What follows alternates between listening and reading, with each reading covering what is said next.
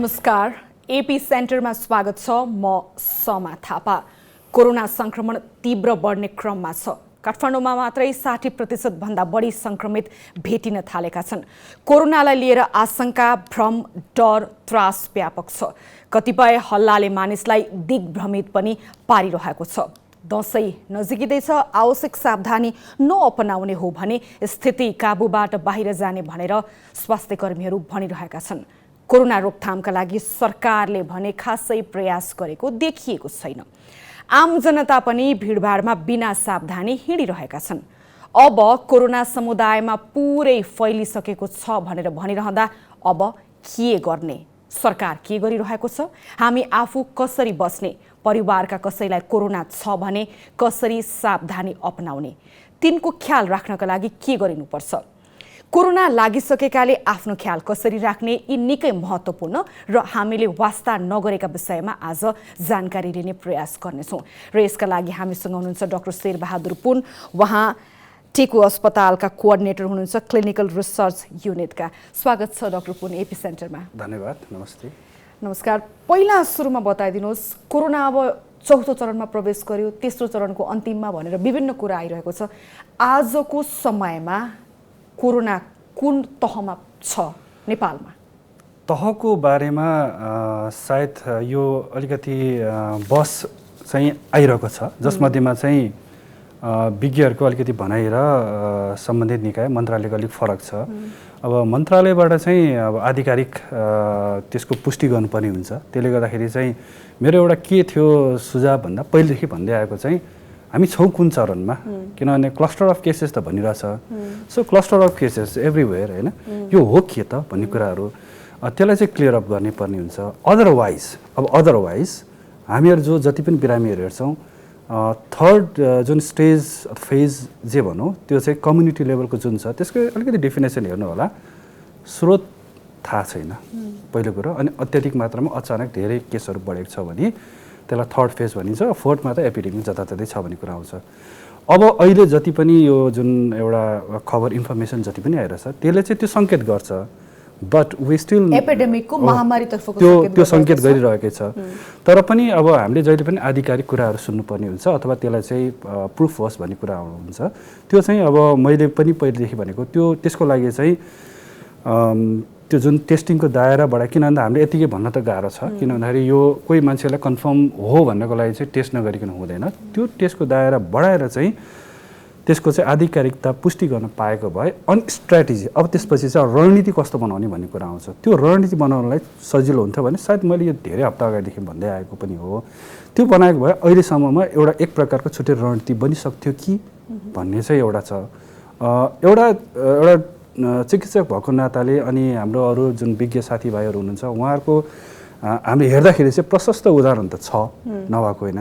तर फेरि आधिकारिकता भन्ने चाहिँदो रहेछ। त्यसको लागि चाहिँ सम्बन्धित निकायबाट छिटो पहल गरेर त्यसलाई चाहिँ छिटोभन्दा छिटो चाहिँ हो हामी कहाँ छौँ त, हामी वास्तविकता हेरौँ न। किन भन्दाखेरि अरूले त अब क्लस्टर अफ केसेस राखेको छ, त्यो गरेछ भन्ने कुरा आउँछ। छोटकरीमा हामी समुदाय स्तरमै कोरोना प्रवेश गरिसक्यो, महामारी उन्मुख त्यो चाहिँ त्यो उदाहरणहरू प्रशस्त छ। म यसरी चाहिँ गएँ यो भन्नको लागि। तपाईँले यति डरलाग्दो चित्र भनौँ वास्तविकता हामीलाई बताइरहँदा नि एकजना सङ्क्रमित भेटिए काठमाडौँमा भनेर भन्दा हामीलाई जुन डर थियो, भय थियो, त्रास थियो, लाखभन्दा बढी सङ्क्रमित पुग्दाखेरि यो डर गायब भएको, मानिसहरूले सावधानी नअपनाएको होइन।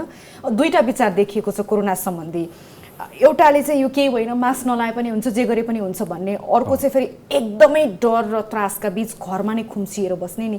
यो दुईवटाको बिचमा आज एउटा आम नेपालीले कोरोनाबाट बच्नका लागि, आफ्ना परिवारका सदस्यका लागि बचाउनका लागि के गरिनुपर्छ? म दुई तिनवटा शब्द अहिले सुरुमा भन्छु। कोरोना एक प्रकारको नयाँ खालको भाइरस हो र यो सङ्क्रमण भयो भने केही प्रतिशतलाई चाहिँ कडा खालको देखिन्छ, जुन चाहिँ अहिले तपाईँ हामी जति पनि हेर्छौँ अस्पतालमा आइसियू भएरै भराउ छ, यो त्यसकै कारणले भएको हो। तर यो भन्दै गर्दा फेरि पनि अब हुने बित्तिकै सबै आत्तिहाल्नुपर्ने कुरा होइन, यतातिर पनि हामी ध्यान दियौँ। फेरि पनि मैले भने सङ्क्रमित हुँदैमा मरिहाल्ने पनि होइन, यो त देखेको, किनभने हजारौँ मान्छे त रिकभर पनि भइसके।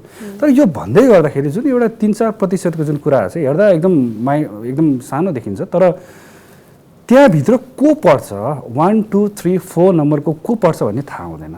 त त्यसको लागि त तयारी हुनु पर्यो नि त। हाम्रो लागि यो फैलिँदो क्रममा रहँदाखेरि को पर्छ, कति बेला कसलाई चाहिँ समस्या आउँछ भन्ने कुरा महत्त्वपूर्ण हुन्छ। हाम्रो लागि कोही व्यक्ति पनि रोगबाट मर्नु भएन। त्यसले गर्दाखेरि चाहिँ सङ्क्रमण आफैमा यो नौलो भाइरस भएको हुनाले धेरै कुरा जानकारी छ। अहिले जति पनि हामीहरू बोलिरहेछौँ त्यो साँच्चै भन्नुपर्दाखेरि चाहिँ एउटा लिमिटेड नलेजको आधारमा बोलिरहेछौँ। त्यसै कारणले होला तपाईँले सुन्नुहुन्छ आज यो भनेछ भोलि होइन यो हो, होइन यो हो, यो जुन आइरहेछ नि मलाई याद छ जुन बेलामा मैले पहिलो यो कोरोना सम्बन्धी यो लेख लेखेँ नेपालीमा, त्यो बेलामा भिजिट 2020 को केसमा मैले कुराकानी गरेर लेखेको थिएँ। मलाई याद छ त्यो 12-1 बजे राति लेखेको थिएँ। मलाई थाहा थिएन संसारमा यत्रो ठुलो भयावह निम्ताउँछ भनेर। त्यो बेलामा हेर्दाखेरि पनि अब वास्तवमा कोरोना मान्छेबाट मान्छेमा सर्दैन भनेको छ है। तर पछि चाहिँ जब स्वास्थ्यकर्मीहरूमा एकपछि अर्कोमा सङ्क्रमित देखियो त्यसपछि चाहिँ होइन यो त मान्छेमा सर्दो रहेछ। कुनै समयमा होइन सबैले मास्क लाउनु पर्दैन भन्थे, हावाबाट सर्दैन भन्थे, अहिले एयरबोर्न डिजिज होइन। त्यो भएको हुनाले म चाहिँ के भन्छु भन्दा हामी अहिले पनि थोरै नलेज लिएर अगाडि बढेका छौँ र प्रत्येक दिन जुन आउँछ वैज्ञानिकहरूले जुन पुष्टि गरेको कुरा छ त्यसलाई नै हामीले अगाडि सार्छौँ। र मलाई जहाँसम्म लाग्छ अहिले पनि कुन चाहिँ जनावरबाट कोरोना सर्यो नोबडी नोज। एउटा भन्छ ब्याटको जुन चमेरा छ त्यसको चाहिँ यो जुन कोरोना भाइरसको जिनोम सिक्वेन्स गरेर त्यसको चाहिँ एकदम मिल्दोजुल्दो छ भने, तर हो इन्टरमिडिएट भनौँ न। अब त्यो चाइना यो चमेराबाट डाइरेक्ट एट्याच हुँदैन होला, त्यसको बिचको यो जुन एउटा अर्को जनावर छ त्यो जनावर हो कुन चाहिँ। किनभने योभन्दा अगाडि एउटा रिसर्चरले चाहिँ स्नेक भनेको सर्प हो कि भन्ने कुराहरू गर्थे, जसको चाहिँ मैले पनि कतै न कतै उल्लेख गरेको थिएँ। तर स्टिल त्यो एकदमै प्रिम्याच्योर थियो भन्ने कुरा आउँछ। अझ पनि हामीले कुन चाहिँ अब ब्याट जङ्गलमा अरू जनावर ल्यायो, जनावरलाई अब मार्यो होइन, त्यहाँ एकदम लाइभ एनिमलहरू हुन्छ, त्यहाँबाट कसरी सर्यो, कुन जनावर सर्यो, त्यो एउटा अहिले पनि एकदम क्लियर कट छैन। त्यसले गर्दाखेरि चाहिँ यस्तो नलेज यति कम हामीसँग नलेज छ र हामीले फेरि यसबाट बच्नु पनि परेको छ। अब तपाईँ हामीलाई याद छ होला सुरुमा हात धुनु, यो दूरी कायम गर्नु भन्दै गर्दाखेरि त्यहाँ एउटा छ मासु पनि राम्रोसँग पकाएर खानु। यो धेरै अगाडि कुरा हो, अहिले त कसैले भन्छ जस्तो मलाई लाग्दैन। यो सबै नलेजको कुराहरू हो। त्यसले गर्दाखेरि चाहिँ आगामी दिनमा पनि यो कस्तो के हो भन्ने कुरा अझ त्यो स्पष्ट देखिँदै आउनेमा म ढुक्क छु। किन भन्दाखेरि वैज्ञानिकहरू रात दिन काम गरिरहेछ यो के हो कसो भन्ने कुरामा। अब यो भाइरसको प्रकृति फरक छ होइन, हरेक मानिसलाई यो भाइरसले फरक तरिकाले आक्रमण पनि गर्न सक्छ। म स्वस्थ छु भन्दैमा मैले भाइरस क्यारी गरेको छु भने मैले परिवारका अरू सदस्यलाई सार्न सक्छु भन्ने होइन त्यो डर पनि हुने भयो। यहाँ बिचमा नि जस्तो काठमाडौँको अलिकति कुरा गरौँ ल, 60% सङ्क्रमित चाहिँ काठमाडौँमै छन् भन्ने कुराहरू आइरहेको छ, तथ्याङ्क आँकडाहरू बढिरहेको छ। काठमाडौँका विभिन्न ठाउँहरू चाहिँ रेड जोनमा पारिएको छ, जस्तो स्वयम्भूलाई 1 नम्बर होइन, जस्तो सोह्रखुट्टे, कोटेश्वर, कलङ्की, महाराजगञ्ज। यी रेड जोन भनेको के हो, रेड जोनका बासिन्दाले कसरी सतर्कता अपनाउने, सरकारले के गर्नुपर्छ त्यतातर्फ अलिकति प्रश्न पार्दिनुहोस्। यो जुन जोन छुट्यायो भने हो भने त मैले पनि भर्खर सुने, तर रेड जोन भनेको मतलब चाहिँ अब स्वाभाविकले त्यो ठाउँमा धेरै सङ्क्रमित छ भनेर बुझौँ यसरी। र कुरो के आउँछ भन्दाखेरि चाहिँ यदि म बसेको ठाउँ यदि रेड जोन छ भने म बढी सावधानी अझ अपनाउनु पर्छ भने, किनभने म 5 मिनट 10 मिनट अगाडि गएर म खानेकुरा किन्न जाउँला होइन, सागसब्जी कुनै हाम्रो आफ्नो निडफुल जे छ त्यो लिन जाउँला, त्यसको लागि चाहिँ अझ सुरक्षित राख्नुपर्ने भन्ने कुरा हो। त्यो चाहिँ हाम्रो तर्फबाट गर्ने भयो भने पक्कै पनि अब सम्बन्धित निकायहरूले चाहिँ त्यसलाई कुन तरिकाले, अब किन भन्दाखेरि एक ठाउँमा छ त्यो त्यति साह्रो कोरोना सङ्क्रमित नभएको ठाउँ होला, सायद भोलि अर्कै जोनले चिन्नेला त्यो ग्रिन जोन अथवा केही ओरेन्ज होइन, त्यो ठाउँ र यो ठाउँको बिच मिक्स म्याक्स नहोस् भन्ने तरिकाले चाहिँ त्यो उद्देश्यका साथ यो बनाएको हुनुपर्छ भन्ने मलाई लाग्छ। र त्यो स्वाभाविकै हो। तपाईँ अब जहाँ जाँदै हुनुहुन्छ, फर इक्जाम्पल कुनै समयमा वुहानमा अत्याधिक मात्रामा थियो, म त्यहाँ सकेसम्म त म जाँदिनँ, जानै पर्ने अवस्था म के सावधानी अपनाउने, अहिले अलिकति त्यही कल्पना गरौँ त्यो बेलाको अवस्थामा भने जस्तै अहिले यदि के रेड जोन छ जुन ठाउँमा चाहिँ सङ्क्रमितको सङ्ख्या धेरै मात्रामा छ, सरकारले अहिले स्वयम्भूलाई 1 नम्बरमा राखेको छ भने म स्वयम्भूमा बस्छु भने मेरो दैनिक गुजारा त चलाउनु पर्यो, सरसामान किन्नु पर्यो होइन, यसका लागि बिहान उठेर अलिकति त्यो सावधानीका मेजरहरू बताइदिनुहोस् न। यसमा चाहिँ अहिलेसम्म खै भ्याक्सिन छँदै छैन, त्यसपछि अब उपचार पनि हाम्रो अहिले सबै ट्रायलवाला नै हो, यो सबै जति पनि नामहरू सुनिन्छ। जनस्वास्थ्यका मापदण्ड भन्ने बित्तिकै चाहिँ अब हुन त हामीले जति भन्छौँ त्यो व्यावहारिक रूपमा गाह्रै छ। मैले एउटा चाहिँ कसैलाई चाहिँ तरकारी किन्ने बेला होस् गर्नुहोस् है, त्यहाँ धेरै हुलमुल होला, दूरी काम गर्ला, तपाईँ हामी व्यावहारिक रूपमा जाँदाखेरि त्यो पटक्कै त्यो खालको अवस्था सिर्जना भएको देखिँदैन। तर यहाँ कसको लागि गर्ने त? मेरै लागि गर्ने हो। म सकेसम्म चाहिँ अलिकति होलमोल छ भने मैले पनि सम्झाए हुँदैन, त्यहाँ कसैले आएर भनिदिनै पर्छ भन्ने छैन। म जाँदैछु होइन दाइ अथवा दिदी या बहिनी अलिकति हामी टाढा बसौँ, कोही एउटा हरेक एउटा नागरिक चाहिँ एउटा जानेको छ भने चाहिँ उसले अलिकति इनिसिएसन लिनु पऱ्यो क्या। मेरो भनाइ भनेको अब चुप्प लगाएर बस्यो, होलमोल छ, अब यस्तै छ, चलिहाल्छ भनेर त्यसरी व्यवस्था गर्नुभन्दा पनि आफूले पनि अलिकति आफै अलिकति होइन अब स्वस्फूर्त भन्छ नि हामीले नेपालीमा, त्यस्तो भएर हामी यसरी गर्नुपर्छ भन्दाखेरि सायद त्यसले एक प्रकारको राम्रै अर्थ लाग्छ कि। अनि म पनि अलिकति किनभने दूरी कायम गरेर होइन हामी लाइन बस्छौँ, यो एउटा मेरो पक्षबाट भयो भने स्वयं जो व्यापार गर्नुहुन्छ उहाँ त अझ बढी मात्रामा जोखिममा हुन्छ, किनभने धेरै मान्छेसँग दिनभरिमा कन्ट्याक्ट भइराख्ने हुन्छ। उहाँले चाहिँ अझ आफ्नो यदि पसलमा ग्राहकहरू आएछ भने उहाँहरूलाई चाहिँ एक त लेखेर राख्नु पनि राम्रो, दूरी कायम गरौँ, मास्क सही तरिकाले लाउँ भन्न पनि पाइयो। अर्को कुरो उहाँले आउँदाखेरि चाहिँ तपाईँहरू कमसेकम यति मिटरको दूरी यसरी बस्नुहोस्, पाला आउनुहोस् भने यदि के गरे त्यो गऱ्यो भने दुवैतर्फबाट एउटा ग्राहक भयो एउटा व्यापारी भयो, उहाँहरू दुवैजना मिलेर चाहिँ यसलाई यसरी चाहिँ व्यवस्थित गर्न सक्यो भने सायद अब लाग्यो धेरैजना मान्छे त आइसोलेसनमा होला, तर नलागेकोलाई त बचाउनु पऱ्यो नि त। यो चाहिँ जनस्तरबाट गर्न सकिने, त्यो जनस्तरबाट गर्नुपर्छ। किन भन्दाखेरि मैले फेरि पनि यहाँ अलिकति रिपिट गर्न चाहिए, यसको लागि कसैले गर्देला भन्देला त्यसले गरेन यसले गरेन भन्ने होइन, म आफै स्वयं जिम्मेवार छ नि त्यसको। भोलि म बिरामी भयो भने त मैले नै हस्पिटल पाउँदिनँ होला।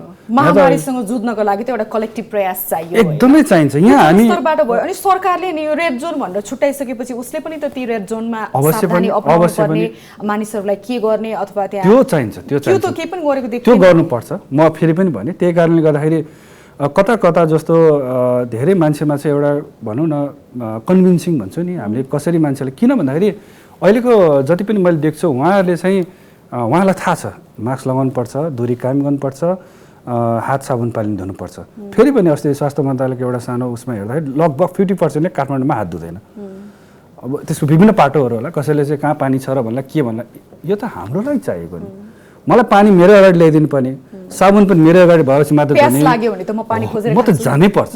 त्यो कारणले गर्दाखेरि हो त्यो कन्भिन्सिङ छ। यदि सरकारको पक्षबाट पनि यो यस्तो हो, हुन त विभिन्न माध्यमबाट सुनिन्छ, तर वाइ किन चाहिँ हामीमा त्यो खालको चाहिँ भित्र त्यसलाई एक्सेप्ट गर्न सकिरहेको छैनौँ, त्यो एउटा बुझ्नु पर्यो क्या। साइकोलोजिकल हो त्यहाँनिर चाहिँ के होला, एकजना संक्रमित हुँदाखेरि हामी डर र त्रासले घरभित्र थुनिएका थियौँ भने अहिले हेर्नुहोस् त बजारमा यति भिडभाड छ, मानिसहरू निष्फिक्री हिँडिरहेका छन्, यो खालको साइकोलोजी आम मानिसमा किन आएको छ? किन भन्दा मैले भनिहालेँ त्यो जतिजनासँग म कुराकानी गर्छु नि त्यो अल न दूरी कायम गर्ने, कतिले त रिस उठ्छ त्यो फोनमा कति बोलिरह होला, त्यो त कानै हो मेरो कानै यो पाकिसक्यो, यही दूरी कायम गर भने चाहिँ फोनमा 8-10 चोटि त आउँछ हेर्नुहोस्, त्यो सुन्दा दिक्क भयो हुन्छ। तर त्यो चाहिँ हाम्रो व्यवहारमा किन लागू भएन भन्ने एउटा प्रश्न छ। एउटा राम्रो चाहिँ के छ भन्दाखेरि हात मिलाउनु छोड्यो, त्यो किन छोड्यो र यो किन गर्न सकेको छैन एकदम स्पष्ट छ। अहिले हाम्रो साथीभाइदेखि लिएर कोही पनि हुँदा अब वेस्टर्न अरू विदेशीहरूले समेत हात मिलाउनु छोड्यो अहिले होइन, त्यो छोड्न चाहिँ सक्ने। अनि हामीले यो जुन एउटा जनस्वास्थ्यको मापदण्डहरू छ कहाँनिर चाहिँ कमजोरी हो, यो भन्न भने त होइन होला। यो जुन पहिलो चाहिँ सङ्क्रमण पुष्टि भएपछि म पनि स्वयं छ अथवा भनौँ न मिडिया होइन सञ्चारकर्मी सबैजना त लागिरहेको हो, यो मात्र होइन सायद सम्बन्धित अब सरकारबाट पनि त्यो भने ठाउँ त भन्यो होला। तर वाइ किन चाहिँ यो अहिले पनि हामीले त्यसलाई चाहिँ एडप्ट गर्न सकेनौँ? त्यसको उत्तर चाहिँ लापरवाही हुनसक्छ। मैले चाहिँ अब भन्ने मैले हो यहाँनिर के छ भन्दाखेरि चाहिँ हामी अलिक स्वार्थी भयो कि मलाई लाग्यो भने चाहिँ म यसलाई खतरनाक भनिदिने, नलाग्यो भने त यो के होइन यो हो नै होइन के भन्ने खालको यो यस्तो गर्नु भएन। इभन एउटा यङ मान्छेलाई सङ्क्रमित भयो भने उसलाई केही नहोला, तर ऊ एउटा एउटा चाहिँ रेस्पोन्सिबल छ सार्नलाई, किन उसले त अरूलाई सारेर हुन्छ, भाइरस क्यारियर भन्नु क्यारियर, यस क्यारियर हुन्छ, उसले त सारेर हुन्छ, तर ऊ अप्रत्यक्ष रूपमा त्यसको भागीदार छ सार्नमा। तर उसले के भन्छ, यो त केही होइन, या त अहिलेसम्म नलागेको जनसङ्ख्या त्यो खालको सोचमा छ, नहोस् पनि कसरी, अब यति लामो लकडाउनहरू भइसकेको छ, मान्छेमा एक फ्रस्ट्रेसन आएछ होइन। त यसलाई चाहिँ चुस्त स्फूर्त रूपमा चाहिँ अनि योजनाबद्ध रूपमा चाहिँ हामीले योभन्दा अगाडिको लकडाउनमा हामी कहाँ चुक्यो, हाम्रो समीक्षा के थियो, कसरी कमजोरी थियो, लकडाउनको पाटोमा म आउँछु। तपाईँ टिकुमै काम गर्ने भएर नि यो टिकुको अवस्था कस्तो छ, सरकारी अस्पतालहरूमा बिरामीहरूको नेचर कस्तो छ, कस्ता प्रकृतिका मानिसहरू भर्ना भएका छन्, अलिकति सिन बताइदिनुहोस् न अस्पतालहरू। अब यो चाहिँ हामीले यताबाट सुरु गर्नुपर्छ। स्वास्थ्य मन्त्रालयले अहिले के भनिसकेको छ भने लक्षण नभएकोलाई पर्दैन, होम घरमा आइसोलेसनमा छ, जसलाई अलिक प्रश्वासमा अलिक समस्या आउँछ उहाँहरू भर्ना हुने हो, अथवा अरू कुनै त्यस्तो समस्याहरू पोजिटिभ केसेसहरू चाहिँ आएर भर्ना हुने हो। मलाई जहाँसम्म लाग्छ यो सुरुवातीदेखि नै कोभिड डेडिकेटेड अस्पताल भएको हुनाले त्यहाँ त्यस्तो समस्या म देख्दिनँ। अहिले पनि जतिजना आउनुहुन्छ उहाँहरू राम्रै भएर गएको देख्छु, र त्यहाँ चाहिँ जुन आवत जावत गर्ने छ त्यो चाहिँ अलिकति मानिसहरूको यो घटनाक्रमसँगै भर्र आउने भर्र जाने देखिन्छ। जस्तो फर्स्ट लकडाउन पछि चाहिँ काठमाडौँ बाहिरबाट यति धेरै मान्छेहरू आए, सायद त्यो नै पहिलो काठमाडौँको इन्ट्री थियो धेरै, मतलब त्योभन्दा अगाडि अलिकति फाटाफुट्टा 2-3जनाले देख्दा ओहो एकदम डरलाग्दो भयो, काठमाडौँमा त त्यहाँ एकजनाले देखेर फल्नालाई त्यो देखेर भन्ने कुरा आउँथ्यो भने फर्स्ट लकडाउन लगत्तै जुन एउटा हटस्पट भनिएका ठाउँबाट चाहिँ आइपुग्यो। अझ त्यो मात्र होइन, कतिपय त अब गाडीको पछाडि होइन फलफुलको बिचमा बसेर आयो भने मजाले खुल्ला रूपमा भन्नुहुन्थ्यो उहाँहरूले, अनि आउँथ्यो 15-20 जना आउँथ्यो एकैचोटि। कहाँबाट आयो किनभने त्यहाँ त बन्द छ होइन, हामी त यसरी अब यो एनिमलहरू पनि लिएर आउँछ, गाई भैँसी ल्याउँछ, त्यसको बिचबाट तरकारीको ट्रकको बिचबाट होइन बसेर आएका थुप्रै थियो त्यो बेला घटना। र जब जुन बेलामा चाहिँ हाम्रो लकडाउन खोल्यो त्यो बेलामा चाहिँ अफकोर्स ओपनली अब खोलिसक्यो भनेपछि त उहाँहरू काम गरेर खाने मान्छे हो, उनीहरू आउनु भयो। त्यसरी चाहिँ त्यो बेलामा बाहिरबाट आए, अनि टिपिकली के देखेँ भन्दा त्यसको 2-3 हप्तापछि यहाँको लोकल आउनु थाल्यो। अब मैले जुन एउटा सेन्सेसन एउटा अब त काठमाडौँमा अहिले म काठमाडौँ छु, त्यही कारण काठमाडौँ गएर अरू सहरको पनि त्यस्तै होला कथा व्यथा, मैले अहिले म काठमाडौँ भएको हुनाले कुरा गरेँ। ओहो यो त यति धेरै आइरहेछ, फेरि उहाँहरू चाहिँ 1-2 दिनपछि ज्वरो आएर टेस्ट गर्दा कोरोना पोजिटिभ छ, हामी त खोज्दा हैरान कहाँ छ भन्ने कुराहरू आउने। सो आइएम स्योर अब चाहिँ उहाँहरूको काम भनेको समुदायमै तपाईँ हाम्रो अगाडि पछाडि नै गर्नुपर्ने कामहरू होइन। अब चाहिँ यो त्यस्तो भयो सरला देखेला भनेको नभन्दै त्यसको 2-3 हप्तापछि चाहिँ लोकलहरू आउनु थाल्यो, उसको देख्यो घरहरू परिवारहरू अर्कोले देख्यो, त्यसरी आउनु थाल्यो। तत्पश्चात चाहिँ मलाई सम्झना छ निषेधाज्ञा लगायो। अब लकडाउन भने निषेधाज्ञा कुरा गरे, निषेधाज्ञा लगायो, तर तपाईँ हामीलाई थाहा छ त्यसपछि त कन्टिन्यू बढै थियो, र बढ्दै के भयो भन्दाखेरि चाहिँ एक थरी काम गर्नुपर्ने अड्क्यो, जो चाहिँ अब दैनिक काम गरेर उनीहरूलाई अप्ठ्यारो पर्यो, एक थरी बन्द त गर्यो तर भित्रभित्र फेरि आफ्नै तरिकाले हिँडेर हो। यो लकडाउन र यो जुन हिँड्ने छ नि कसलाई चाहिँ हामीले गर्नुपर्ने, लकडाउन गर्नलाई हेर्दा सजिलो छ, एकदम अनियन्त्रित भयो भने त अब हामीसँग पनि केही उपाय छैन, त्यसमा त नो डाउट होइन। लकडाउनको पनि प्रकृति हुन्छ भनेर भन्दै हुनुहुन्छ, जस्तो हामीले बाटो त सुनसान देख्यौँ तर मानिसहरू भित्रभित्रै जम्मा भयो, मजाले जम्मा भएर इन्डिरेक्टली जम्मा हो। मेरो चाहिँ पहिलेदेखि के सुझाव थियो भन्दाखेरि लकडाउन गरे तापनि त्यो जो व्यक्तिहरू चाहिँ एक अर्कासँग भेट्ने गफ गर्ने गर्छ नि त्यसमा चाहिँ परिवर्तन कसरी ल्याउने, लकडाउन मात्र समाधान होइन। त्यसै कारणले मैले भने हो अब एकदम कडा गरेर मेरो विचारमा त अझ वीरगञ्ज कतातिर त कर्फ्यू पनि लगाएको थियो भन्ने कुरा सुन्छ कि त अत्यधिक कडा गरेर एकजना मान्छे पनि हिँड्नु भएन र 14 दिन पर्फेक्टली एउटा जनावर समेत हिँड्न नसक्ने गरिकन चाहिँ होइन भन्न खोजेको मतलब एकजना पनि बाहिर ननिक्लिकन यो एक परिवार अर्को परिवार भेट्न नसक्ने अवस्था सिर्जना गर्नु पर्यो, के हुनु पर्यो होइन। एकदम सजिलो तरिकाले गर्दा चाहिँ बाहिर खुल्ला एकदम सुनसान छ। अफकोर्स अब मेरो सेन्स पनि ओहो सुनसान भयो भने यता भित्र चाहिँ मजाले खास गर्नुपर्ने चाहिँ मानिसहरूको मोबिलिटी र कन्ट्याक्ट चाहिँ हटाउनु पर्नेमा सडक सुनसान भयो भित्र एक्टिभिटीजहरु यही देखे मैले, त्यसै कारणले अहिलेको नि जस्तो सरकारी अधिकारीहरूले भनिरहनु भएको छ कि कोरोना अब भयावह छ, समुदाय स्तरमा प्रवेश गरिसक्यो, दशैंमा यही पारा हो भने हामी थाम्न सक्दैनौँ भनेर, अनि लकडाउन पनि भएको छैन, एक थरीले भन्छन् लकडाउन विकल्प होइन भनेर लकडाउन गर्नुपर्छ भन्ने आवाज पनि उस्तै छ। यो लकडाउनकै विषयमा लिएर नि अब दशैं छ है, फेरि दशैंमा व्यापक मानिसहरूको मोबिलिटी हुन्छ, तपाईको राय के छ एउटा चिकित्सकका नाताले लकडाउन गर्नुपर्छ वा हो यहाँ अलिकति अगाडि त मैले त्यो कुरा भने पनि लकडाउनको के हामीले वास्तवमा लकडाउनलाई सफल जबसम्म बनाउँदैन त्यो भनेको चाहिँ लकडाउन भनेको चाहिँ मानिसहरूको जुन मोबिलिटी छ नि त्यो ठ्याक्कै स्टप हुनुपर्छ लकडाउनको नियम पालना गर्नुपर्छ पूर्ण रूपमा के का लागि लकडाउन गरेको यस त्यो के का लागि लकडाउन गर्ने भने जबसम्म हामीले सर्वसाधारणलाई नागरिकलाई बुझाउँदैन अथवा बुझेर पनि उहाँहरूले त्यसलाई पालना गर्दैन तबसम्म हाम्रो लकडाउन फेलरमा गइरहेको छ नियम पालना गरेको लकडाउन अहिले आवश्यक छ कि छैन होइन कडा रूपमा यदि गर्ने हो भने यो त एउटा छोटो न हो मैले त भनिहालेँ लकडाउन सकेसम्म नगरौँ त्यो चाहिँ अब मान्छेलाई बुझाउने कुराहरू भयो उहाँहरू चाहिँ सबैजना चाहिँ इमान्दारीका साथ चाहिँ बाहिरै ननिक्लेर 14 दिनसम्म बाहिर ननिक्लिँदा त्यो चेन ब्रेक त हुने भयो नि तर त्योभन्दा ठुलो प्रब्लम चाहिँ मैले चाहिँ हामी आफै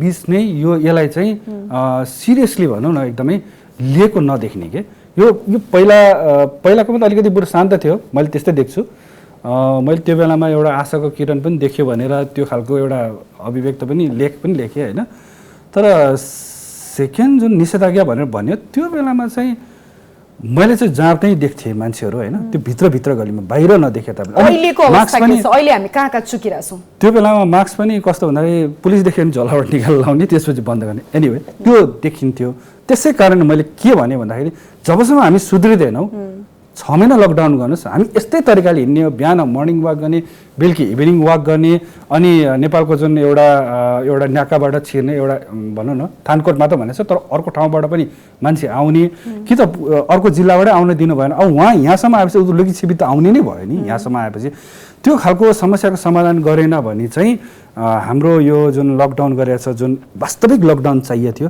त्यो वास्तविक नभएर फेक के देखिने खालको मात्र लकडाउन भयो त्यो हुनु भएन यदि साँच्चै त्यो अवस्थामा हामीले एकदमै गऱ्यो भने छोटो समयको लागि सोच्न सकिन्छ त्यो लामो जति गर्दै गयो मान्छे उति एउटा धैर्यता भन्छ नि त्यो धैर्य मलाई जहाँसम्म लाग्छ 3 महिना लकडाउन गर्दा पनि धैर्यता गुमाइसकेको थियो त्यो बेलामा धेरै तर त्यो बिचमा हामीले जुन काम गर्नुपर्थ्यो एकदम जस अहिले हामीलाई चाहिएको भने मोबिलिटी रोक्न पर्यो होइन यस एक्ज्याक्टली मोबिलिटी रोक्छ त्यो लकडाउनको नाम होस् निषेधाज्ञा जे नाम दियोस् यदि हामीले त्यसरी चाहिँ गर्न सक्यो र त्यो प्रभावकारी रूपमा गर्न सक्यो भने यस हाम्रो एचिभ हामीले गर्न सक्छौँ यो त हाम्रो जनस्तरबाट भयो सरकारको तर्फबाट के भइरहेछ के हुनुपर्ने चिकित्सकहरू भन्छन् आइसियुको क्यापेसिटी फुल भइसक्यो अब कोही मानिसहरू संक्रमितहरू अलिकति कडा आफ्ना लक्षणहरू देखा पर्यो भने पनि मन्त्री नेताको फोर्स लगाउनु पर्ने 50 जना 60 जना मानिसहरूलाई क्यूमा राख्नु परेको भनेर अलिकति भयावह तस्बिर छ सरकारले किन तयारी गर्न सकिरहेको छैन सरकारको पाटोतर्फ अलिकति अब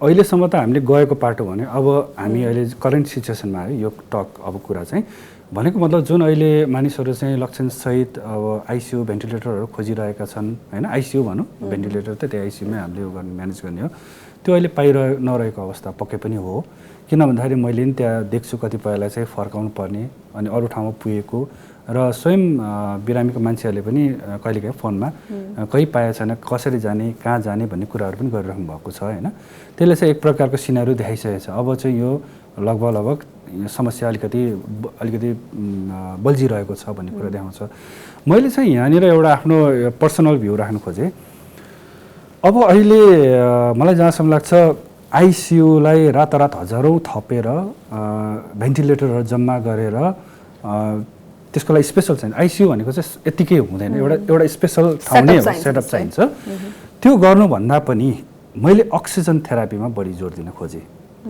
म के चाहन्छु भन्दा धेरैभन्दा धेरै मान्छेको ज्यान बचोस् मेरो अब इच्छा त्यतै थिएन किनभने त्योभन्दा अगाडि जनस्वास्थ्यको मापदण्ड भयो सकेसम्म जनघनत्व धेरै भएको ठाउँमा चाहिँ सकेसम्म प्रवेश नगरोस् भन्ने कुरा आइसियुको सेटअपहरू निर्माण गर्ने छाड देख्नुहुन्न तपाईँ होइन यो उहाँहरूले जुन तरिकाले अहिले पनि कति जम्मा नेपालभरि अथवा काठमाडौँ यति छ भन्छ त्यो भनेर त भएन नि त्यो बाहेक लास्ट इयर कोरोना नहुँदाखेरि त्यो कति भरा हुन्थ्यो त हामी पहिला त्यता जाउँ यही समूह सोचौँ सबै कोरोना गर्ने भने त अर्को एउटा समूह छ जो रोगीहरू छ त्यो कहाँ जाने त अहिले मैले गनेको यति 1000 आइसियु छ भने त्यो सबै कोरोनालाई रिजर्भ गर्ने भने त अरू रोगले पनि त मान्छे नन कोभिडलाई कहाँ राख्ने त हामी त दिमाग त त्यही छ अहिले जो कोहीलाई सोध्यो भने ओहो कोरोनाको आइसियु हामीसँग यति छ उति छ त्यही त नि यही बीचमा नि सरकारले फेरि सबै सरकारी अस्पताललाई कोभिड अस्पताल बनाउने भनेको छ यही बीचमा चाहिँ विपन्न मानिसहरू जो सरकारी अस्पताल भन्दा अरू ठाउँमा जान सक्दैनन् उनीहरू कहाँ जाने उनीहरूलाई हो त्यो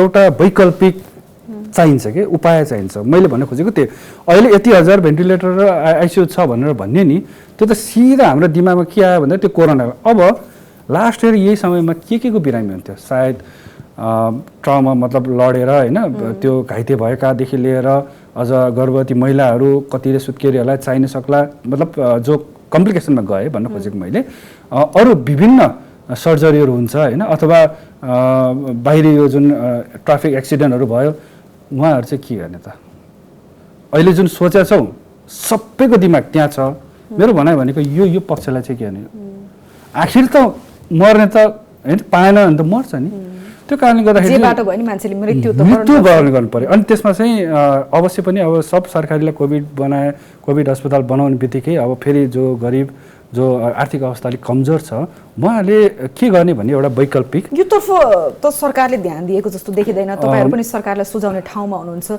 के भन्नुहुन्छ सरकारको तर्फबाट के जवाफ आउँछ वा अब मैले चाहिँ यहीँबाट आवश्यक छ त्यसको वैकल्पिक दिनुपर्छ मात्र भने किन भन्दाखेरि त्यो ठाउँमा म अहिले छैन र अब यदि बनाइरहेको भए अब मलाई जानकारी छैन त्यो सल्लाह सुझाव त्यो चाहिँ छैन मैले मेरो तर्फबाट म आफै विश्लेषण गर्छु धेरै कुराहरू होइन जो किन त्यस्तो गरेँ भने म ग्राउन्ड जिरोमा छु म जहाँ यो समस्या भएको ठाउँ छ त्यहीँ बसेको छु र मेरो आँखाले जे देख्छ त्यही कुरा भन्ने हो र मैले भर्खरै यो आइसियुको जुन कुरा गरेँ हामीसँग यो थप्नु पर्ला कतिपयले भन्ला अब यति हजार थप्नु पर्यो उति थप्नु पर्यो यो तत्काल हुन सक्दैन भन्ने अवस्था आर्थिक स्थिति आफ्नो पाटो होला तर मेरो भनाइ भनेको चाहिँ अहिले के गरे चाहिँ अस्थायी रूपमा चाहिँ धेरैलाई के थाहा छ अनुसन्धानले के देखाएको छ भन्दाखेरि यदि केही गरी हाई फ्लोमा चाहिँ हामीले अक्सिजन दिन सक्यो भने पनि मानिसहरू धेरै राम्रो भएर जाँदो रहेछ अलमोस्ट हाफ अफ द्याम भनेपछि जसलाई त्यसमध्येमा छानेर जसलाई चाहिँ साँच्चै नै एकदम जटिल अवस्थामा छ उसले पायो नि त आइसियु अहिले त अब सायद कतिपय एकदम जटिल नभएर नि आवश्यक त पर्ने हो तर त्योभन्दा नि अझ जटिल अवस्थामा पर्ने मान्छेलाई हामीले छुटाउन नसकेर बा उहाँहरूले पनि समस्या बोकिराख्नु भएको छ कि होइन अक्सिजन दिनेतर्फ चाहिँ सरकारले ध्यान दियोस् त्यो अक्सिजनको एउटा सेटअप हो सरकारको बजेटमा अथवा टाइम कन्ज्युमिङको लागि पनि पुर्याउन सक्दैन भने जस्तो अहिले हेर्यो भने वीरमा 45 जति क्षमता भन्ने छ पुरै अकुपाइड छ होइन टिचिङ पनि पुरै अकुपाइड छ सशस्त्रको 200 क्षमता 200 नै अकुपाइ भनेको छ पाटनको 148 त्यो पनि पुरै छ भनिरहेको अवस्थामा नि सरकारले अब जानुपर्ने मास स्केलमा हामी तपाईले भन्नुभयो नि अघि यो फोर्थ चरणमा महामारी उन्मुख छौं भनेर सरकारले अहिले ठ्याक्कै गर्नुपर्ने चाहिँ के थियो अहिले हामी यो भन्दै गर्दा मेरो प्रायोरिटी भनेको चाहिँ मानिस बच्नु पर्यो किन भन्दाखेरि सबैलाई के थाहा छ भन्दा दीर्घरोगी रिगार्डलेस अफ एज ग्रुप अब म एज ग्रुप गर्दिनँ त्यहाँ हरेक मानिसको उपचार पाउनु पर्यो भन्ने एउटा साधारण तथ्य यो दीर्घरोगी र यो वृद्धहरूलाई उहाँहरूलाई चाहिँ सबभन्दा बढी सकस पार्ने अवस्था आयो त्यो बचाउनु पर्यो भने अहिले चाहिँ अब जो जति मान्छेहरू सङ्क्रमित भएर अब समस्या आउँछ जटिल अवस्थामा आउँछ उहाँहरूलाई एउटा हामीले अस्थायी रूपमा भए पनि एउटा किनभने चीनमा पनि देखिसक्यो हो बेलायतमा अमेरिकामा पनि एउटा अस्थायी रूपमा ठुलो एउटा कोभिड ट्रिटमेन्ट सेन्टर खोलेर त्यो उपचार गरेको त हामीले सुनेकै हो नि त त्यो अनुसार चाहिँ अहिले पनि अनुसन्धान लेखहरू हेर्नुभयो भने रिसोर्स पुवर कन्ट्री भन्छौँ त्यस्तो देशहरूको लागि चाहिँ हाई फ्लोमा दिने अक्सिजन थेरापी भन्छौँ त्यो दिन सक्यो भने धेरैभन्दा धेरै मान्छेहरू एउटा छ नि जस्तो अब होम आइसोलेसन बस्यो एउटाले भने डाक्टर साहब मेरो अलिकति यो अक्सिजन लेभल अलिक कम भएको छ कम हुँदै गएको छ मलाई अलिकति अप्ठ्यारो छ भन्यो भने उहाँलाई त्यता डाइरेक्ट नगरेर पहिला सिधै किन भन्दा त्यो अकुपाई हुनसक्छ त्यहाँ गएर हामीले चाहिँ उसको उपचार गरेर उसको चाहिँ मोनिटरिङ गरेर होइन अनि उहाँलाई चाहिँ अब यदि जटिल अवस्थामा नजाने अवस्था छ भने त्यहीँबाट उहाँलाई घर फिर्ता लगाउन सक्छ अक्सिजन मोनिटरिङको मात्रै व्यवस्था भयो भने लार्ज स्केलमा बिरामीहरूलाई हामी बचाउन सक्छौँ भने त्यो चाहिँ इफ वर्स्ट केस सिनारियोतिर गइरहेको छौँ भने पेन्डेमिक महामारीकै रूपमा अर्को नि जस्तो स्वाबको कुरा है अहिले सबैजनालाई पिसिआर टेस्ट गराउन मन लाग्छ होइन अब 2000 तोकिदिएको छ 2000 आफैमा ठुलो रकम पनि हो कसले स्वाब टेस्ट गराउने कसले नगराउने पाएसम्म त सबैले गरेको राम्रो यो अलिकति यसमा पनि क्लियर गराइदिनुहोस् न मलाई भर्खर एकजना साथीसँग कुराकानी गरेको एकजना 5औं चोटि टेस्ट गराउन आएर उसलाई केही भएको छैन उसलाई घरिघरि लाग्दो रहेछ सङ्क्रमित भयो भन्ने कुरा यो खालको समस्या पनि छ हो, धेरै छ हैन, त्यो छ। अब त्यसले गर्दाखेरि चाहिँ अहिले चाहिँ मेरो विचारमा चाहिँ जो अब सङ्क्रमितसँग अब आफ्नो काम कर्तव्यले गर्दा सँगै अब काम गरिरहेको अवस्था हो, समकक्षी भनौँ अथवा घरमै हैन, अब कोही व्यक्ति चाहिँ सङ्क्रमित भएको पुष्टि भयो तर उहाँसँग सँगै बसेको अवस्था, त्यस्तो अवस्था छ भने उहाँले टेस्ट गराउँदा हुन्छ भन्ने चाहिँ हो। किन भन्दाखेरि किन त्यस्तो भने भन्दाखेरि चाहिँ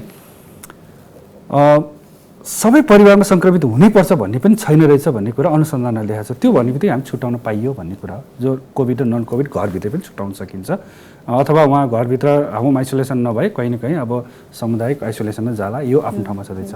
र अर्को कुरा चाहिँ अब पक्कै पनि अब यो समय चाहिँ यो कोरोनाको सङ्क्रमण जुन एक प्रकारले तीव्रै गतिमा गइरहेको अवस्था भएको हुनाले चाहिँ सिम्टम मिल्दोजुल्दो छ भने चाहिँ उहाँहरूले आएर चाहिँ चेक गराउँदा राम्रो हुन्छ, यसरी चाहिँ हेरौँ। जस्तो नि तपाईँ र म सहकर्मी छौँ, सँगै काम गर्छौँ, तपाईँ कोभिड सङ्क्रमित हुनुभयो, मलाई कुनै सिम्टम छैन भने मैले देखाउनै पर्छ कि पर्दैन, मैले स्वाब टेस्ट गराउनु पर्छ कि पर्दैन? अहिले यो चाहिँ अब तपाईँको डाइरेक्ट कन्ट्याक्ट जस्तो भयो, किनभने लामो समय विदिन 1 मिटर हैन, 15 मिनटभन्दा बढी त्यो रिस्कमा पर्छ।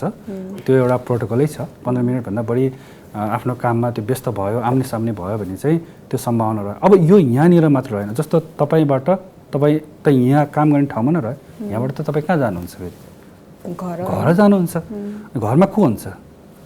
कोही न कोही अब बुवा आमाहरू, yes they are risk factor. त्यसै कारणले नि त्यस्तो व्यक्तिहरूलाई अहिले पनि सायद मलाई लाग्छ नेपाल सरकारको कन्ट्याक्ट ट्रेसिङमा पर्नेहरूलाई विभिन्न चाहिँ एउटा अप्सनहरू दिएको छ हैन, त्यही अन्तर्गतै होला जस्तो लाग्छ।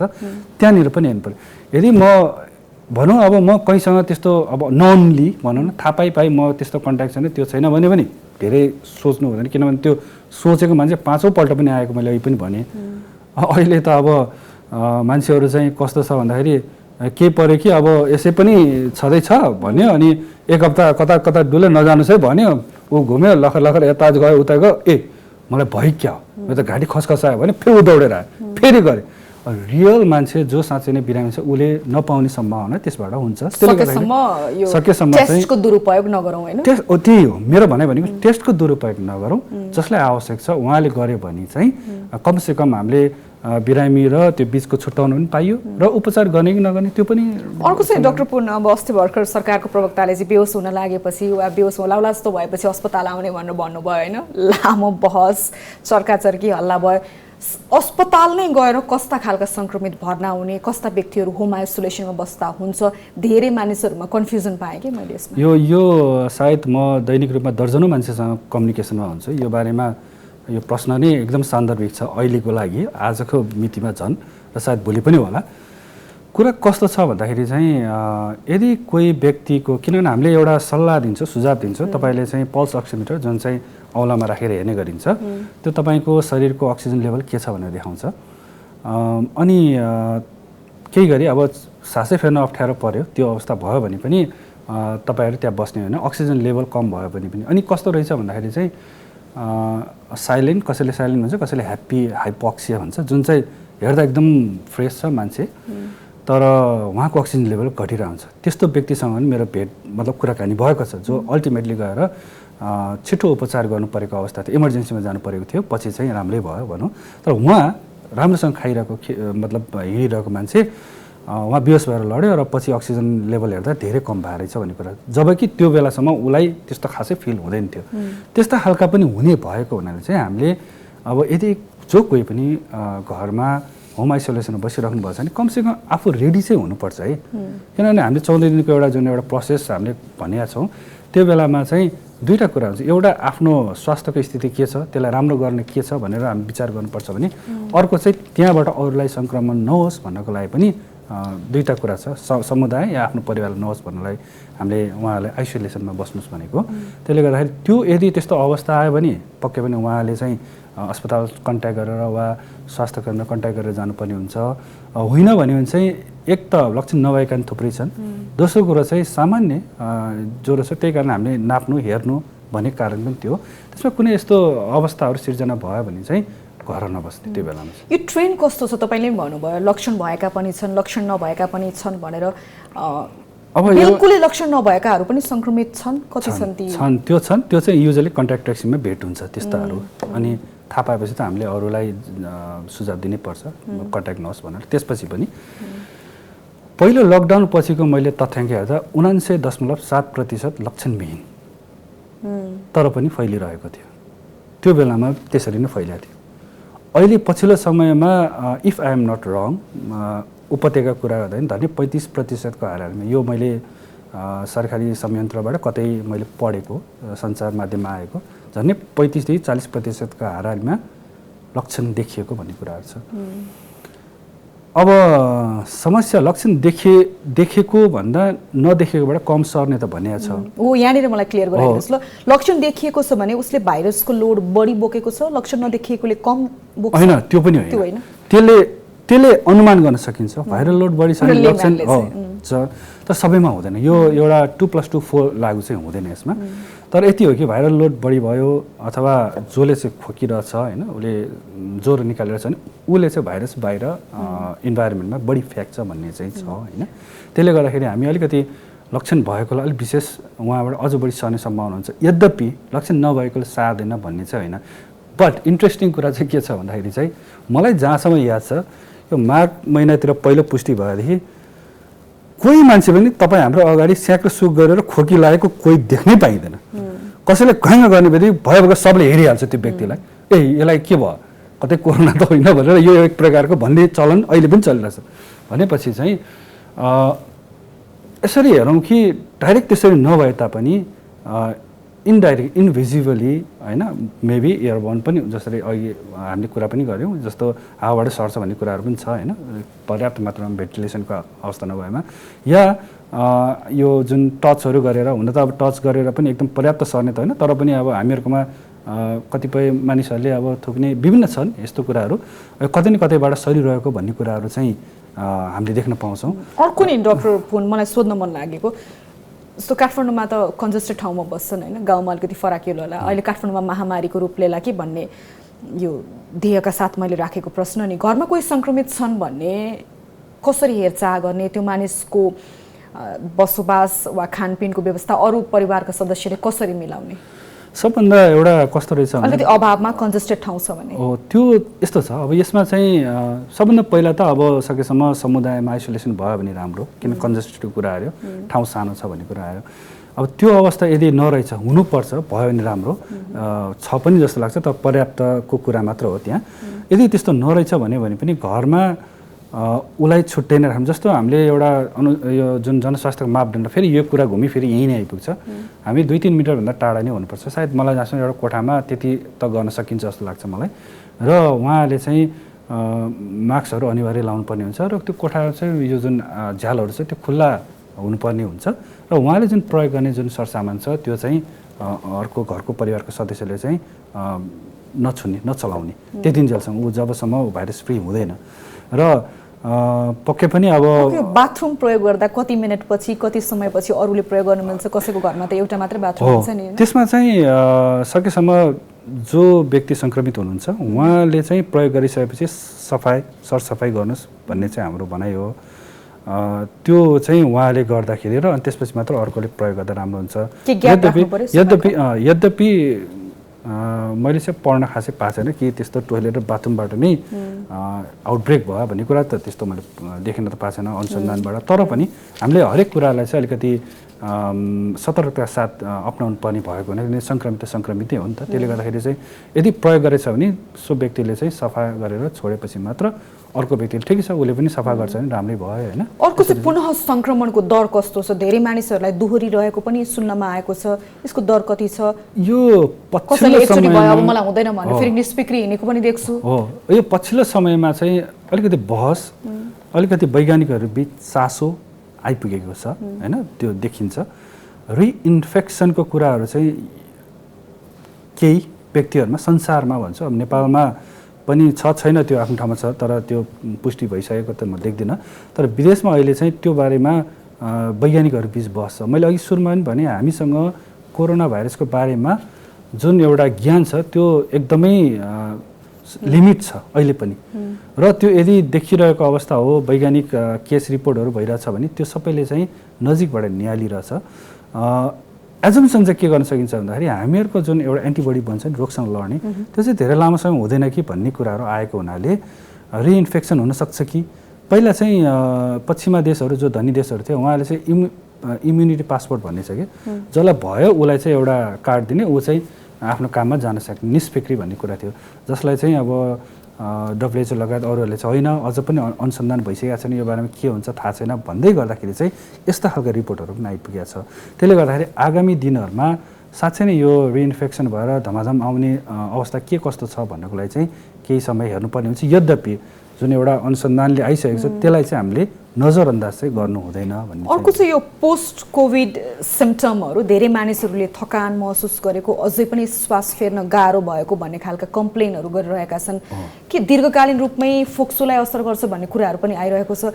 वैज्ञानिक फाइन्डिङले चाहिँ के देखाएको छ कोभिड लागिसकेका मानिसहरूमा? केही समय अगाडि चाहिँ चीनमा देखिएको, यो सायद सञ्चार माध्यममा पनि एकदमै एउटा बहसको विषय भन्ने थियो, धन्य 90% चाहिँ छाती नै फोक्सोमै समस्या आउँदो रहेछ भन्ने कुरा हो। त्यो थियो छ, त्यो चाहिँ 100 जनामा उहाँहरूले चाहिँ हेरेको रहेछ होइन, मैले त्यो आर्टिकलै पढाएको थिएँ, जसमा चाहिँ यो पोस्ट एक्युट कोभिड-19 अहिले यो ब्रिटिस वैज्ञानिकहरूले दिएको नाम हो। यद्यपि संसारभरि यो बारेमा चाहिँ एकमत त्यो चाहिँ छलफल गरेर नाम दिइसकेको छैन।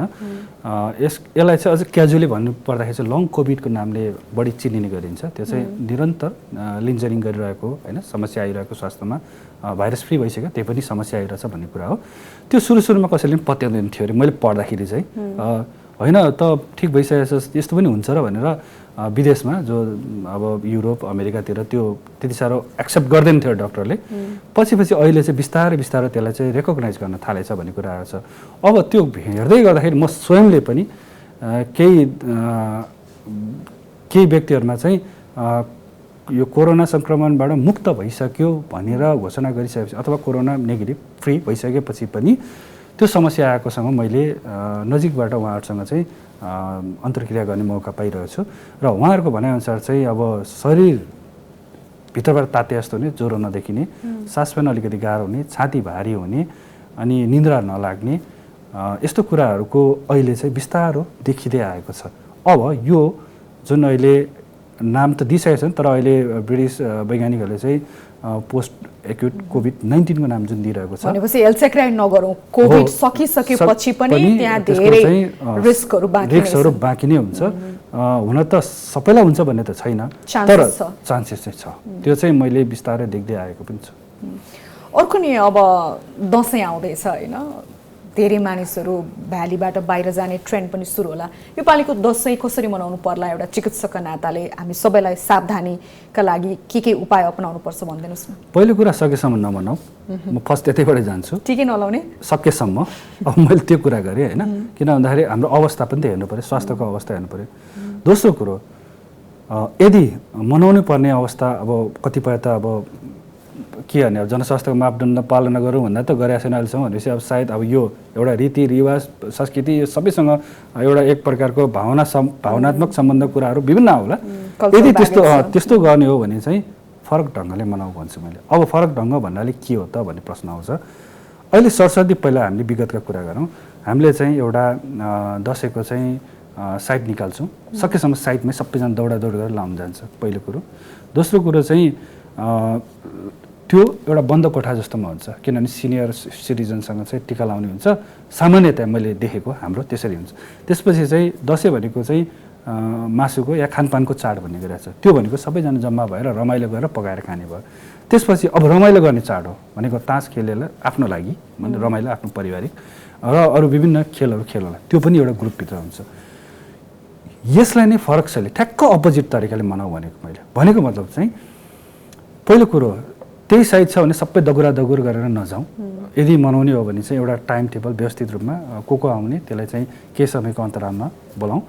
दोस्रो कुरो चाहिँ घरभित्र भन्दा पनि अब बरन्डा, छत अथवा बगैँचामा खुल्ला ठाउँमा मनाऊ। र मनाउँदाखेरि फेरि त्यहाँ पनि फेरि मापदण्ड त्यही आउँछ जनस्वास्थ्यका मास्क लगाउँ, हात पहिला साबुन पानी राम्रोसँग धोउँ होइन, सेनिटाइज गरौँ, त्यसपछि लगाउने बित्तिकै धेरै बोल्ने होइन, उहाँले आशीर्वाद दिएपछि फर्केर आफ्नो ठाउँमा जाने। त्यसपछिको अहिलेको हामी भने जस्तै खेलहरू खेल्छ, रमाइलो गर्छ, त्यो गर्नु भएन। किन भन्दाखेरि उदाहरणको लागि मैले तास खेल्न थालेँ भने नि म पक्कै पनि अब त्यो यो होइन वोट यो चलाउने थुकहरू पर्ने पैसाको कुरा आउँछ, पैसा फेरि अब त्यो मैले धेरै अगाडि त्यो बारेमा पनि लेखेको थिएँ, तर यो मेरो लेख त धेरै महिना अगाडि पुरानो थियो।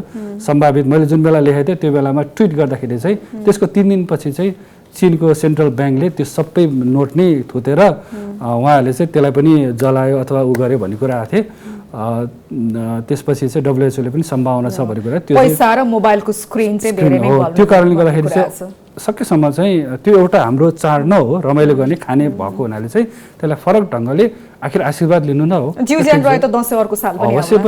पनि त्यही कारणले फर्स्ट सकेसम्म ट्राई गरौँ नगर्नलाई। सेकेन्ड यदि त्यस्तै अवस्था आयो भने सकेसम्म चाहिँ यसलाई एकदम पातलिदो तरिकाले चाहिँ गरौँ र म त भन्छु अब सकेसम्म एउटा व्यवस्थित तरिकाले मनायो भने त्यो सम्भावना चाहिँ मैले धेरै न्यून हुन्छ भन्ने। अघि मैले प्रश्न गर्न खोजेको थिएँ बिर्सेँ, जस्तो खानपिनका कुराहरू नै कोरोना सङ्क्रमितले खाने कुराहरू वा पोस्ट कोभिड पनि कोरोना निको भइसकेपछि पनि खाने डायटहरू त्यस्तो स्पेसल के हुन्छ? यहाँ नेपालमा बेसार पानी अदुवा गुर्जो धेरै चर्चामा छ, यो डायटहरू कस्तो डायट चाहिँ ठिक हो? अब यो जुन आयुर्वेदिक जुन औषधिको कुराहरू गरेछ, म चाहिँ के भन्छु भन्दाखेरि चाहिँ आयुर्वेदिकको विशेषज्ञसँग सल्लाह नगरिकन जथाभावी नखानुहोस्। म फेरि पनि सबैलाई एउटा हार्दिक अनुरोध गर्छु, जथाभावी खाँदाखेरि चाहिँ अवश्य पनि औषधि पनि बढी खान थाल्यो र मात्रा बढाएन भने अर्को समस्या आउँछ। त्यसले गर्दाखेरि अब मेरो अलिक त्यो विषय नपरे तापनि पक्कै पनि त्यसको शरीरमा केही न केही पोजिटिभ इफेक्ट हुन्छ,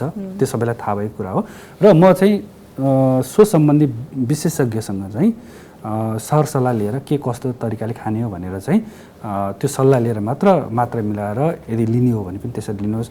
अदरवाइज चाहिँ अब हामीहरूले चाहिँ यसै पनि भाइरल इन्फेक्सनमा हामी सधैँ भन्छौँ झोलिलो तागतिलो कुराहरू खाउँ त भन्छौँ नि, यो डेङ्गुमा पनि त्यही भने हो हामीले। त्यो आफ्नो तरिकाबाट अफकोर्स त्यो गर्न सकिन्छ र त्यसरी चाहिँ आफ्नो तरिकाले। सबभन्दा मलाई अलिकति डर भनेको चाहिँ मनोवैज्ञानिक एउटा भनौँ न एउटा साइकोलोजिकली चाहिँ एउटा इम्प्याक्ट पार्दो रहेछ त्यस्तो व्यक्तिहरूमा, त्यो चाहिँ सकेसम्म नहोस् भन्नको लागि चाहिँ अलिकति जस्तो होम आइसोलेसन बस्दाखेरि पनि अलिकति क्रिएटिभ कामहरू गर्ने अथवा किताबहरू पढ्न सकिन्छ अथवा आफूलाई इन्ट्रेस्ट लागेको कुराहरूमा चाहिँ दिँदाखेरि सायद कतिपयको त अझ त्यो त अझ फाइदा पो भइरहेको भन्ने पनि सुन्छु मैले होइन। त्यो तरिकाले लग्न सक्यो भने कति राम्रो हुन्थ्यो, मेरो चाहिँ त्यो इच्छा सबैलाई। अन्तिममा डाक्टर पुन यो कोभिड सम्बन्धी नयाँ फाइन्डिङहरू अहिले के आइरहेको छ? तपाईँ यसैमा अनुसन्धान अध्ययन गरिरहनु भएको छ, इन्ट्रेस्टिङ फाइन्डिङहरू पछिल्लो समय आएको के छ? अब यस्तो छ, नेपालको हकमा चाहिँ पक्कै पनि पहिलाको जुन एउटा सङ्क्रमितहरूमा तपाईँ हामीले हेऱ्यो भने चाहिँ अब नाचगान गरेर घर फर्किन्थे भने अहिले ठ्याक्क अपोजिट हो, सबजना चाहिँ अस्पताल दौडादौड गरेर अलिकति त्रसित भएर बसिरहेको अवस्था, त्यो एकदम फरक छ। अब यो चाहिँ के कारणले भएको भन्ने इन्ट्रेस्टिङ छ पाटो, त्यो हेर्नुपर्ने जरुरी छ। किन भन्दाखेरि यो बिचमा दुईवटा कोही एउटा जुन अघि मैले फर्स्ट लकडाउन पछि पनि 79.7% लक्षण बिन्थे, तपाईँ हामीले हेर्ने योगा गर्थे, खेलकुद खेल्थे अनि नाचगान गरेर घर फर्किन्थे, यही नै देखे हामीले। तर पछिल्लो समयमा ठिक अपोजिट छ।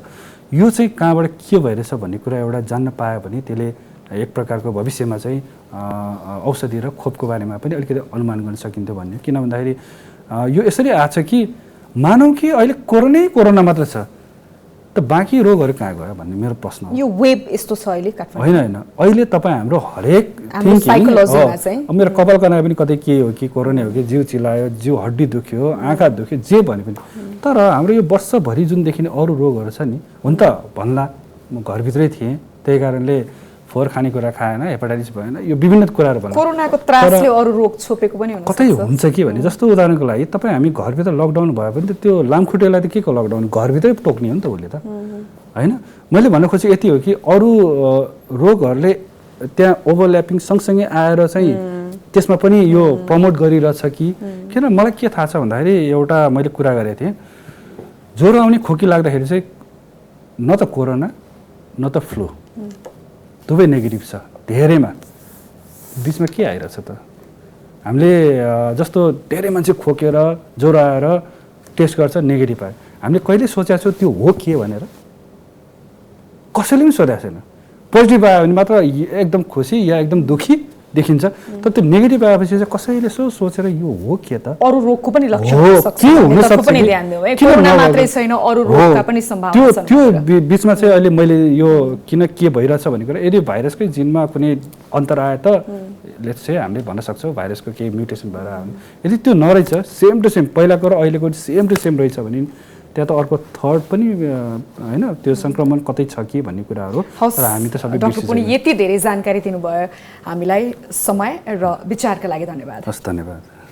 उहाँ हुनुहुन्थ्यो डाक्टर शेरबहादुर पुन। कोरोना सम्बन्धी उठेका बहस, भ्रम, सत्य र सावधानीका उपाय कसरी अवलम्बन गर्नुपर्छ, यी विविध विषयमा हामीले उहाँसँग कुराकानी गऱ्यौँ। एपी सेन्टर अर्को हप्ता अर्को विषयका साथ लिएर आउने नै छौँ। तबसम्मका लागि बिदा दिनुहोस्। नमस्कार।